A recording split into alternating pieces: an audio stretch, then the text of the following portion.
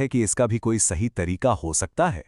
आज हम स्रोत सामग्री के आधार पर इसी पारंपरिक विधि को समझने की कोशिश करेंगे और देखेंगे कि इसका हमारे जीवन पर क्या असर पड़ सकता है।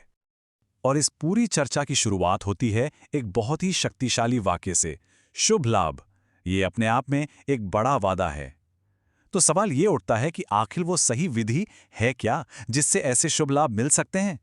स्रोत के अनुसार ये शुभ लाभ असल में दो मुख्य बातों पर निर्भर करता है। पहली, दीपक की लौ की दिशा क्या है, और दूसरी, उसमें कितनी लौ जल रही हैं। चलिए इन दोनों को एक एक करके समझते हैं। तो पहला और शायद सबसे जरूरी नियम है लौ की दिशा। ऐसा माना जाता है कि लौ का मुख किस तरफ है, इसका सीधा सीधा असर हमारे जीवन पर पड़ता है। तो जाहिर है सवाल यही उठता है कि आखिर लौ की दिशा हो तो किस तरफ। स्रोत इस पर बहुत साफ जानकारी देता है और हर दिशा का एक अलग परिणाम भी बताता है। यहीं से बात और भी दिलचस्प हो जाती है। स्रोत के मुताबिक हर दिशा का एक खास फल होता है। तो चलिए देखते हैं कि कौन सी दिशा शुभ है और कौन सी नहीं। यहां पर नियम एकदम साफ हैं। पूर्व दिशा में लौ रखने से आयु वृद्धि होती है, पश्चिम दिशा से दुख वृद्धि, दक्षिण दिशा हानि से जुड़ी है, जबकि उत्तर दिशा से होता है धन लाभ।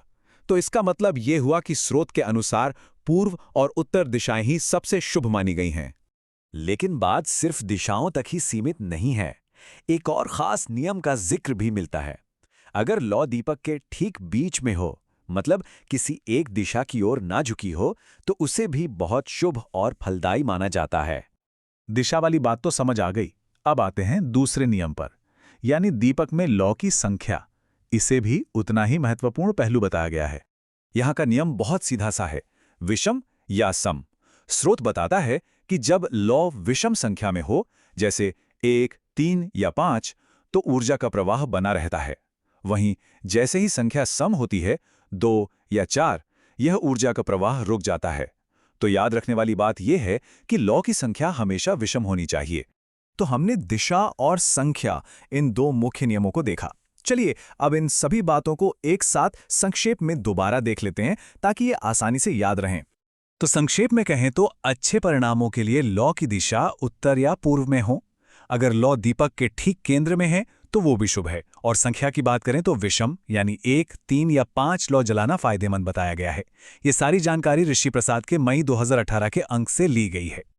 और ये सब जानने के बाद मन में एक गहरा सवाल उठता है, इन पारंपरिक नियमों के पीछे आखिर कौन सी ऊर्जा या कौन सा विज्ञान हो सकता है? ये एक ऐसा सवाल है जिस पर विचार करना वाकई में बहुत दिलचस्प है।